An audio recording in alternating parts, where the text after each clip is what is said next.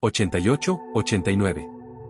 Esas fueron las últimas palabras que alguien escuchó salir de la boca de su propio esposo, en medio de un pasillo oscuro, con los ojos completamente en blanco. Esa es solo una de las 7 historias que te voy a contar hoy. Todas fueron enviadas por personas reales, que juran que cada palabra es cierta.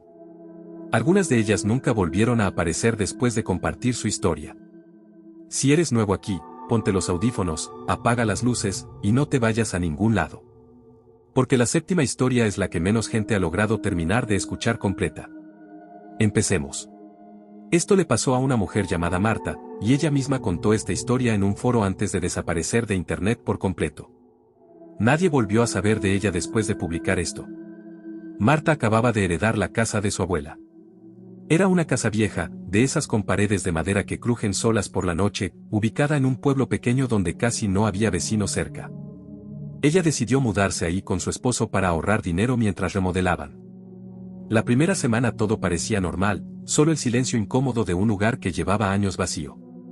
Una noche, mientras buscaba cajas viejas en el ático, encontró un baúl cerrado con candado oxidado. Le costó abrirlo, pero cuando lo logró, adentro había un diario forrado en cuero negro. Las páginas estaban amarillentas, la letra era temblorosa, como escrita con miedo.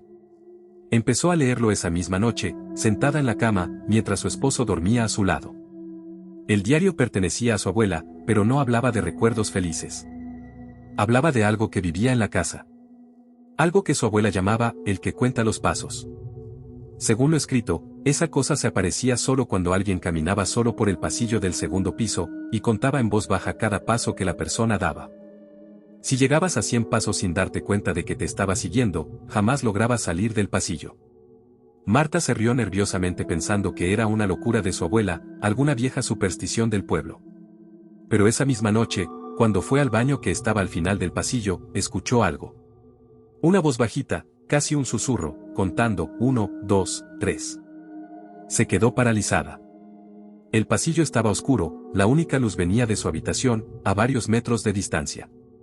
Empezó a caminar rápido, tratando de no hacer caso, pero la voz seguía, cada vez más cerca de su oído, como si alguien caminara justo detrás de ella. 23, 24, 25. Corrió el resto del pasillo y se lanzó a la cama, despertando a su esposo, temblando, empapada en sudor frío. Él no escuchó nada, le dijo que había sido una pesadilla, que se calmara. Pero Marta juraba que aún podía sentir esa presencia respirando cerca de la puerta. Los días siguientes, ella evitó el pasillo de noche a toda costa. Pero una madrugada, su esposo se levantó a tomar agua y no volvió a la cama. Marta lo esperó media hora, luego fue a buscarlo. Lo encontró parado en medio del pasillo, de espaldas a ella, completamente inmóvil. Le habló, lo llamó por su nombre, pero él no respondía.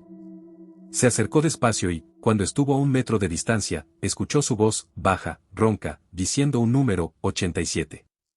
Ella retrocedió gritando su nombre, y él giró lentamente la cabeza, con los ojos completamente blancos, sin pupilas, y siguió contando, 88, 89. Marta salió corriendo de la casa esa misma noche, sin llevarse nada. Nunca volvió. Según el último mensaje que dejó en el foro antes de borrar su cuenta, ella nunca supo si su esposo llegó a 100. Solo dijo que, si alguna vez alguien compra esa casa, que jamás camine solo por ese pasillo de noche. Porque si escuchas que empiezan a contar cerca de ti, ya es demasiado tarde para correr. Daniel tenía 26 años y llevaba meses usando aplicaciones de citas sin mucho éxito. Una noche, apareció en su pantalla el perfil de una chica llamada Renata. Fotos bonitas, sonrisa cálida, y una biografía corta que decía, busco a alguien que no tenga miedo de la oscuridad. Empezaron a chatear casi todos los días. Ella era interesante, un poco misteriosa, pero eso a Daniel le llamaba la atención. Después de 2 semanas, ella le propuso conocerse en persona, pero con una condición extraña, tenía que ser de noche, y en un lugar que ella eligiera, un parque alejado de la ciudad. Daniel dudó al principio, pero la curiosidad pudo más. Llegó al lugar acordado a las 10 de la noche. El parque estaba completamente vacío, solo iluminado por una farola parpadeante cerca de la entrada.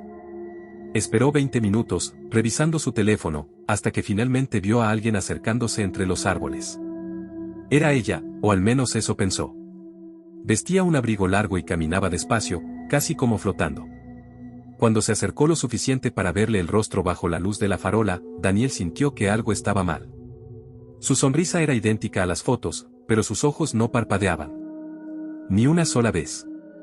Ella le habló con una voz suave, casi dulce, pero las palabras no encajaban con el movimiento de su boca, como si estuviera un segundo desincronizada, como un vídeo mal doblado. Le dijo, sabía que vendrías. Todos vienen cuando se los pido bien. Daniel, nervioso, intentó reírse y cambiar de tema, pero ella dio un paso más cerca y añadió, llevo esperando mucho tiempo a alguien como tú. Alguien que no tenga a nadie que lo busque. En ese momento, Daniel recordó que nunca le había dicho a nadie a dónde iba esa noche. Ni a su familia, ni a sus amigos. El miedo lo golpeó de golpe. Retrocedió lentamente, pero ella seguía sonriendo, sin parpadear, sin respirar siquiera, y susurró, no corras. Solo va a doler un poco al principio. Daniel corrió con todas sus fuerzas hacia su auto, sin mirar atrás, escuchando pasos detrás de él que sonaban demasiado rápidos, demasiado ligeros. Logró subir al carro y arrancar justo cuando algo golpeó la ventana trasera con fuerza. Al mirar por el espejo retrovisor mientras se alejaba, no vio a nadie en el camino, pero la aplicación de cita seguía abierta en su teléfono, y el chat con Renata había cambiado. El último mensaje decía, la próxima vez no tendrás auto para escapar. Borró la aplicación esa misma noche. Pero un mes después, empezó a recibir mensajes de texto desde números desconocidos, todos con la misma frase, todavía te estoy buscando. Camila trabajaba como niñera para pagar la universidad. Una noche, una familia que no conocía le ofreció el doble de lo normal para cuidar a su hija de 7 años mientras ellos asistían a un evento. La casa quedaba en las afueras, grande, elegante, pero con algo raro, todas las cortinas estaban cerradas, incluso en pleno día. Cuando llegó, la madre le dio instrucciones extrañas. Le dijo que la niña se llamaba Sofía, que cenaría temprano, y que bajo ninguna circunstancia debía abrir la puerta del sótano, sin importar lo que escuchara. Camila asintió, pensando que era una regla exagerada de padres sobreprotectores. La noche transcurrió tranquila al principio. Sofía era una niña callada, casi demasiado callada, que se la pasaba mirando fijamente hacia el pasillo que llevaba al sótano mientras cenaba. Cuando Camila le preguntó qué había ahí abajo, la niña respondió sin emoción, ahí vive mi otra mamá. Camila soltó una risa nerviosa, pensando que era una broma infantil, pero Sofía no sonrió. Solo siguió comiendo en silencio. A eso de las 11 de la noche, mientras Camila veía televisión en la sala, escuchó un golpe seco proveniente del sótano. Luego otro. Y otro más, con un ritmo constante, como si alguien golpeara la puerta desde adentro. Recordó la advertencia de la madre y trató de ignorarlo, subiendo el volumen de la televisión. Los golpes se detuvieron después de un rato, pero fueron reemplazados por algo peor, una voz de mujer, ahogada, llamando el nombre de Sofía desde el otro lado de la puerta. Sofía, cariño, ábreme, mamá está aquí. Camila corrió a la habitación de la niña, encontrándola despierta, sentada en su cama, mirando hacia la puerta con una expresión vacía. Es ella, dijo Sofía. Siempre llama en la noche. Pero mamá dice que nunca hay que abrirle. La voz siguió llamando durante casi una hora, cada vez más cerca, como si estuviera subiendo las escaleras del sótano poco a poco. Camila se quedó con la niña, abrazándola, con el corazón latiendo con fuerza, escuchando cómo los pasos se detenían justo detrás de la puerta del pasillo. Cuando los padres regresaron a la medianoche, encontraron a Camila temblando, negándose a soltar a la niña. La madre solo suspiró con cansancio y dijo, lo siento, se supone que ella no debía despertar esta noche. Pagó a Camila el doble de lo prometido y le pidió, con una calma inquietante, que jamás volviera a esa casa. Camila nunca supo quién o qué vivía en ese sótano. Pero meses después, mientras revisaba antiguas noticias del pueblo por curiosidad, encontró un artículo sobre una mujer que había desaparecido en esa misma dirección, años atrás, dejando atrás a su pequeña hija. Esta historia se la contó un usuario anónimo a un canal de relatos de terror, jurando que cada palabra era cierta. Se trata de Iker, un joven que trabajaba de madrugada en un pequeño taller mecánico. Una noche recibió una llamada de un número guardado en su teléfono como mamá, pero su madre había fallecido hacía 3 años. Al principio pensó que era un error o una broma pesada, así que no contestó. El teléfono volvió a sonar 5 minutos después. Y luego otra vez. Y otra. Finalmente, movido por una mezcla de miedo y curiosidad, contestó. Del otro lado, escuchó la voz de su madre, exactamente igual a como la recordaba, diciendo, «Hijo, ven a buscarme, estoy en la casa vieja, tengo mucho frío». Iker sintió que se le helaba la sangre. Sabía que no podía ser real, pero la voz era idéntica, hasta el tono con el que ella solía llamarlo de niño. Colgó de inmediato, con las manos temblando. Intentó llamar de vuelta al número, pero la llamada nunca conectaba, solo sonaba y sonaba sin que nadie respondiera. Esa misma madrugada, mientras cerraba el taller, notó que su celular seguía recibiendo mensajes de texto desde ese mismo número. El primero decía, «¿Por qué no viniste?». El segundo, «Te estoy esperando en la puerta de tu casa». El tercero, el que más lo aterró, llegó justo cuando estaba subiendo a su auto, «Ya estoy adentro». Iker condujo hasta su apartamento con el corazón en la garganta, llamando a un amigo para que lo acompañara por videollamada mientras entraba. Todo parecía normal dentro de la casa, ninguna señal de nada extraño. Se quedó despierto toda la noche, con las luces encendidas, revisando cada rincón. A la mañana siguiente, cuando revisó su teléfono para bloquear el número, descubrió que la última llamada de esa noche, la primera que había contestado, tenía una duración de 45 minutos. Pero él recordaba haber colgado casi de inmediato, apenas unos segundos después de escuchar la voz. Nunca recordó lo que pasó durante esos 45 minutos. Y desde esa noche, cada cierto tiempo, sigue recibiendo llamadas del mismo número, siempre a la misma hora, siempre con la misma voz preguntando por qué tarda tanto en ir a buscarla. Valentina se había mudado sola a un pequeño apartamento en un edificio antiguo. Todo estaba bien hasta que, en su segunda semana ahí, empezó a escuchar pasos en el piso de arriba, siempre a la misma hora, entre la 1 y las 3 de la madrugada. Pasos lentos, arrastrados, que iban de un lado a otro sin descanso. Pensó que sería un vecino con insomnio, así que no le dio importancia al principio. Pero después de unos días, los pasos empezaron a acompañarse de un sonido extraño, algo pesado siendo arrastrado por el suelo, seguido de golpes secos, como si estuvieran moviendo muebles a mitad de la noche, todas las noches, sin excepción. Una noche decidió subir a quejarse. Tocó la puerta del apartamento de arriba varias veces, pero nadie respondió, aunque podía escuchar claramente el sonido de pasos justo detrás de la puerta, deteniéndose exactamente cuando ella tocaba. Preguntó al conserje del edificio al día siguiente, y este le informó, con una expresión incómoda, que ese apartamento llevaba casi 2 años completamente vacío. Valentina no le creyó del todo, pensando que tal vez alguien vivía ahí sin que el edificio lo supiera. Pero esa misma noche, los sonidos regresaron, más fuertes que nunca, y por primera vez, escuchó una voz femenina hablando, como si mantuviera una conversación con alguien más, aunque las palabras eran incomprensibles, como si estuvieran habladas al revés. Decidió grabar el sonido con su teléfono para tener pruebas. Cuando reprodujo el audio más tarde, sintió un escalofrío recorrerle el cuerpo, entre los pasos y los golpes, se escuchaba claramente su propio nombre, susurrado varias veces, cada vez más cerca del micrófono, como si la persona hubiera estado justo del otro lado del techo, hablándole directamente a ella. Aterrada, llamó a la policía, quienes revisaron el apartamento de arriba con ella presente. Estaba completamente vacío, cubierto de polvo, sin ningún mueble, sin señales de que alguien hubiera entrado en meses. Los oficiales le dijeron que probablemente eran ruidos de la tubería o del edificio asentándose, y se fueron. Esa noche, Valentina no pudo dormir. Alrededor de las 2 de la madrugada, los pasos comenzaron de nuevo justo sobre su cama, pero esta vez seguidos de un sonido nuevo, risas bajas, contenidas, que parecían disfrutar de su miedo. Y entonces escuchó, clarísimo, un susurro que venía del techo, justo encima de su cabeza, ya casi encuentro la forma de bajar. Se mudó esa misma semana, dejando casi todas sus pertenencias atrás. Nunca volvió a ese edificio, pero hasta el día de hoy, cada vez que escucha pasos arrastrados sobre su cabeza en cualquier lugar donde vive, no puede evitar quedarse completamente inmóvil, esperando escuchar de nuevo esa misma voz. Este relato lo compartió un joven llamado Bruno en un foro de historias reales, después de que su grupo de amigos de la infancia comenzara a recibir mensajes extraños en su chat grupal, meses después de que uno de ellos, Tomás, falleciera en un accidente. Al principio pensaron que alguien había hackeado la cuenta de Tomás, porque los mensajes llegaban desde su perfil, con su foto y su nombre de siempre. El primer mensaje decía simplemente, los extraño a todos. Nadie respondió, asumiendo que era un error o una broma de mal gusto de alguien más. Pero los mensajes continuaron durante varias semanas, siempre en la madrugada, siempre con detalles que solo Tomás podría haber sabido.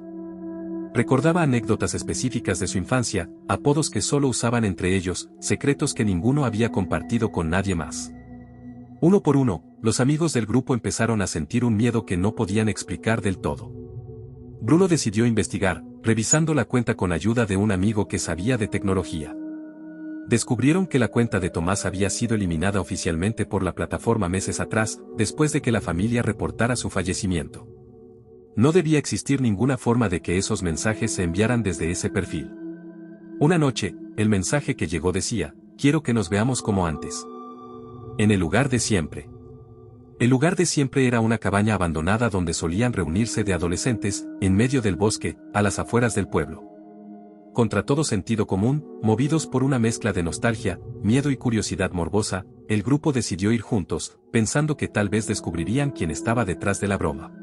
Llegaron a la cabaña de noche, iluminando el camino con linternas.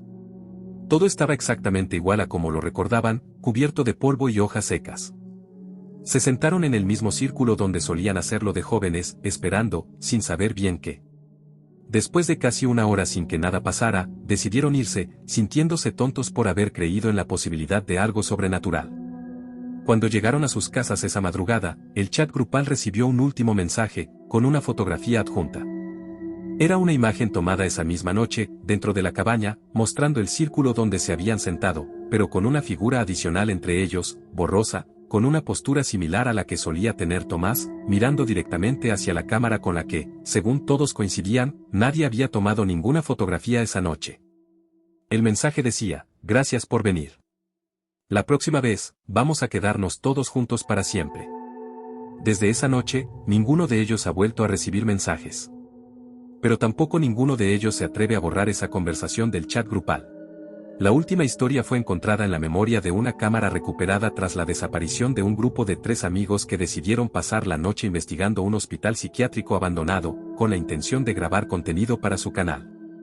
Los 3 jóvenes, Sebastián, Carla y Andrés, entraron al edificio alrededor de las 11 de la noche, cargando cámaras y linternas, narrando cada paso para su audiencia. Al principio todo parecía una exploración normal: pasillos vacíos, pintura descascarada, camas oxidadas abandonadas en las habitaciones. Bromeaban entre ellos, tratando de aligerar el ambiente tenso del lugar. Conforme avanzaban hacia las plantas más profundas del hospital, el ambiente empezó a cambiar. Las bromas cesaron cuando Carla notó que, en varias de las grabaciones, aparecían sombras moviéndose al fondo de los pasillos, sombras que ninguno de los 3 recordaba haber visto en persona mientras grababan. Decidieron bajar al sótano, donde según los archivos históricos del hospital se realizaban los tratamientos más antiguos y controversiales. El aire ahí abajo se sentía distinto, pesado, y las cámaras comenzaron a fallar intermitentemente, mostrando estática por segundos antes de volver a la normalidad. En un momento de la grabación, se escucha a Andrés preguntar en voz baja: ¿ustedes también sienten que alguien nos está siguiendo? Nadie responde de inmediato, solo se escuchan pasos lejanos, arrastrados, que no coinciden con los de ellos 3. La grabación continúa mostrando cómo el grupo decide separarse para cubrir más área, un error que discuten entre risas nerviosas, sin saber que sería el último momento en que los 3 estarían juntos frente a cámara. Los siguientes minutos de metraje alternan entre las perspectivas de cada uno, mostrando pasillos cada vez más deteriorados, habitaciones con las paredes cubiertas de marcas de uñas, y sonidos de respiración que no pertenecen a ninguno de ellos. La cámara de Carla es la última en grabar algo coherente. Se le escucha correr, con la respiración agitada, gritando los nombres de sus amigos sin obtener respuesta. En un momento, se detiene frente a una puerta metálica oxidada, y a pesar del miedo evidente en su voz, decide abrirla. Dentro, la cámara capta una habitación completamente vacía, excepto por una silla de metal en el centro, con correas de cuero desgastadas en los brazos y las piernas.